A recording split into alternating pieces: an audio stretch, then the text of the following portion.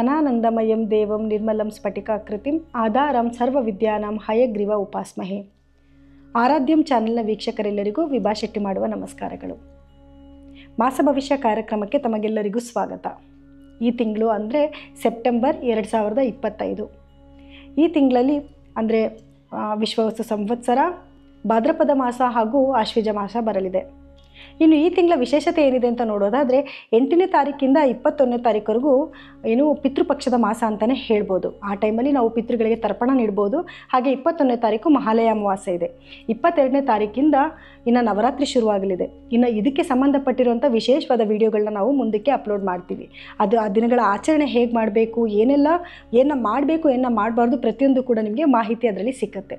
ಇನ್ನು ಗ್ರಹಗಳ ಸ್ಥಾನ ಹೇಗಿದೆ, ಗ್ರಹಗಳದ್ದೇನಾದರೂ ಬದಲಾವಣೆ ಇದೆಯಾ ಅಂತ ನೋಡೋದಾದರೆ ಖಂಡಿತವಾಗ್ಲೂ ಇದೆ.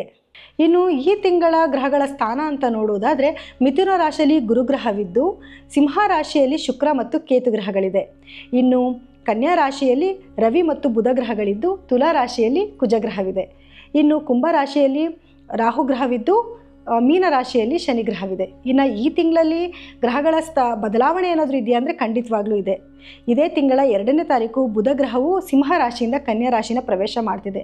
ಇನ್ನು 13ನೇ ತಾರೀಕು ಕುಜಗ್ರಹವು ಕನ್ಯಾ ರಾಶಿಯಿಂದ ತುಲಾ ರಾಶಿನ ಪ್ರವೇಶ ಮಾಡ್ತಿದೆ. ಇನ್ನು 14ನೇ ತಾರೀಕು ಶುಕ್ರ ಗ್ರಹವು ಕಟಕ ರಾಶಿಯಿಂದ ಸಿಂಹ ರಾಶಿನ ಪ್ರವೇಶ ಮಾಡ್ತಾ ಇದೆ. 16ನೇ ತಾರೀಕು ಸೂರ್ಯಗ್ರಹವು ಸಿಂಹ ರಾಶಿಯಿಂದ ಕನ್ಯಾ ರಾಶಿನ ಪ್ರವೇಶ ಮಾಡ್ತಿದೆ. ಇನ್ನು ಇದೇ ತಿಂಗಳು 7ನೇ ತಾರೀಕು ಚಂದ್ರಗ್ರಹಣವಿದ್ದು ಅದು ಭಾರತದಲ್ಲಿ ಗೋಚಾರವಿದೆ. ಹಾಗೆ 21ನೇ ತಾರೀಕು ಸೂರ್ಯಗ್ರಹಣವಿದ್ದು ಅದು ಭಾರತದಲ್ಲಿ ಗೋಚಾರವಿಲ್ಲ. ಇನ್ನು ಇದಕ್ಕೆ ಸಂಬಂಧಪಟ್ಟಂಥ ಒಂದು ಸ್ಪೆಷಲ್ ಎಪಿಸೋಡ್ನ ನಾವು ನಿಮಗೆ ಅಪ್ಲೋಡ್ ಮಾಡ್ತಾ ಇದ್ದೀವಿ. ಇನ್ನು ವೃಶ್ಚಿಕ ರಾಶಿಯವರ ಸೆಪ್ಟೆಂಬರ್ ತಿಂಗಳ ಭವಿಷ್ಯ ಹೇಗಿದೆ ಅಂತ ನೋಡೋದಾದರೆ ವೃತ್ತಿ ಜೀವನದಲ್ಲಿ ಒಂದು ಒಳ್ಳೆ ಏಳಿಗೆನೇ ಕಾಣಿಸ್ತಿದೆ ಅಂತ ಹೇಳ್ಬೋದು. ನೀವು ಇಷ್ಟು ದಿವಸ ಮಾಡ್ತಿದ್ದಂಥ ಒಂದು ಶೈಲಿನಲ್ಲಿ ಇನ್ನೂ ಉತ್ತಮಗೊಳಿಸುವಂಥ ಅವಕಾಶಗಳು ನಿಮಗೆ ಬರ್ತಾ ಇದೆ. ಅಂದರೆ ಅದನ್ನು ಡೆವಲಪ್ಮೆಂಟ್ ಮಾಡ್ಕೊಳ್ಳೋವಂಥ ಒಂದು ಅವಕಾಶಗಳು ಬರ್ತಾ ಇದೆ. ಇನ್ನು ಹೊಸ ಹೊಸ ಯೋಜನೆಗಳು ಬರ್ತಾ ಇದೆ. ಅದನ್ನೆಲ್ಲ ನೀವು ಸ್ವೀಕಾರ ಮಾಡೋದ್ರಿಂದ ಒಂದು ಹೆಚ್ಚು ಧನಲಾಭ ಆಗುವಂಥ ಸಾಧ್ಯತೆಗಳಿದೆ. ಇನ್ನು ಹಣಕಾಸಿನ ವಿಷಯ ಅಂತ ನೋಡಿದ್ರೂ ಕೂಡ ಹೊಸ ಒಂದು ಧನಲಾಭ ಬರುವಂಥ ಯೋಜನೆಗಳು ನಿಮ್ಮ ಕೈ ಸೇರ್ತಾ ಇದೆ. ದಯಮಾಡಿ ಅದನ್ನು ನೀವು ಸದುಪಯೋಗ ಪಡಿಸ್ಕೋಬೇಕು. ಇನ್ನು ಆರೋಗ್ಯದ ವಿಷಯ ಅಂತ ನೋಡೋಕ್ಕೋದ್ರೆ ಆರೋಗ್ಯದಲ್ಲಿ ಸ್ವಲ್ಪ ಆರೋಗ್ಯದ ಕಡೆ ಒಂಚೂರು ಗಮನ ಹರಿಸ್ಬೇಕಾಗತ್ತೆ. ಯಾಕೆಂದರೆ ನಿಮಗೆ ಮೊದಲೇ ಏನಾದರೂ ಕಾಯಿಲೆಗಳಿತ್ತು ಅಂದರೆ ನಿಮಗೆ BP ಆಗ್ಬೋದು, ಶುಗರ್ ಆಗ್ಬೋದು, ಈ ಥರ ಯಾವುದೇ ರೀತಿಯಾದ ಒಂದು ಸಣ್ಣ ಪುಟ್ಟ ಕಾಯಿಲೆಗಳೇನಾದರೂ ಮೊದಲೇ ಇತ್ತು ಅಂದರೆ ಅದು ಮರುಕಳಿಸುವಂಥ ಸಾಧ್ಯತೆಗಳಿದೆ. ಹಾಗಾಗಿ ನಿಮ್ಮ ಆಹಾರ ಕ್ರಮನಾಗಿರ್ಬೋದು ಅಥವಾ ಅದಕ್ಕೆ ಸಂಬಂಧಪಟ್ಟಿದ್ದಂಥ ಏನಾದರೂ ಔಷಧಿಗಳನ್ನ ತೊಗೊತಾ ಇದ್ದರೆ ಅದನ್ನು ನಿಯಮಿತವಾಗಿ ತೊಗೊಳ್ಳೋದು ಉತ್ತಮ ಅಂತ ಹೇಳ್ತೀನಿ. ಇನ್ನು ನಿಮ್ಮ ಮಾನಸಿಕ ಆರೋಗ್ಯದ ಕಡೆ ಕೂಡ ಸ್ವಲ್ಪ ಗಮನ ಕೊಡಬೇಕಾಗಿ ಬರುತ್ತೆ. ಧ್ಯಾನ ಮಾಡೋದಾಗಿರ್ಬೋದು ಅಥವಾ ವ್ಯಾಯಾಮ ಮಾಡೋದಾಗಿರ್ಬೋದು, ಇದೆಲ್ಲ ಮಾಡೋದ್ರಿಂದ ನಿಮ್ಮ ಆರೋಗ್ಯನ ನೀವು ಕಾಪಾಡ್ಕೋಬೋದು.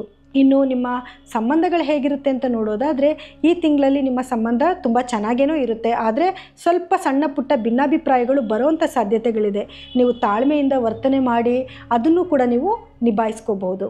ನಿಮ್ಮ ಆಸ್ತಿಗೆ ಸಂಬಂಧಪಟ್ಟಿದ್ದಾಗಿರ್ಬೋದು ಅಥವಾ ವಾಹನಕ್ಕೆ ಸಂಬಂಧಪಟ್ಟಿದ್ದಾಗಿರ್ಬೋದು ಏನಾದರೂ ಒಂದು ಸಣ್ಣ ಪುಟ್ಟ ಒಂದು ವಿವಾದಗಳು ಬರುವಂಥ ಸಾಧ್ಯತೆ ಇದೆ. ಅಂದರೆ ನೀವು ಒಂದು ವ್ಯಾಪಾರಕ್ಕೆ ಏನಾದರೂ ಇಟ್ಟಿರ್ತೀರ ಒಂದು ನಿಮ್ಮ ಭೂಮಿನ ಅಂತ ತಿಳ್ಕೊಳ್ಳಿ, ಅದು ನಿಧಾನ ಆಗೋದಾಗಿರ್ಬೋದು ಅಥವಾ ಅದ್ರದ್ದೇನಾದರೂ ಒಂದು ಸಣ್ಣ ಪುಟ್ಟ ಎನ್ಕ್ವೈರಿ ಬರೋದಾಗಿರ್ಬೋದು. ಇದರಿಂದ ನಿಮ್ಗೆ ಸ್ವಲ್ಪ ಮನಸ್ತಾಪ ಅಂದರೆ ಯೋಚನೆ ಬರುವಂಥ ಸಾಧ್ಯತೆಗಳಿದೆ.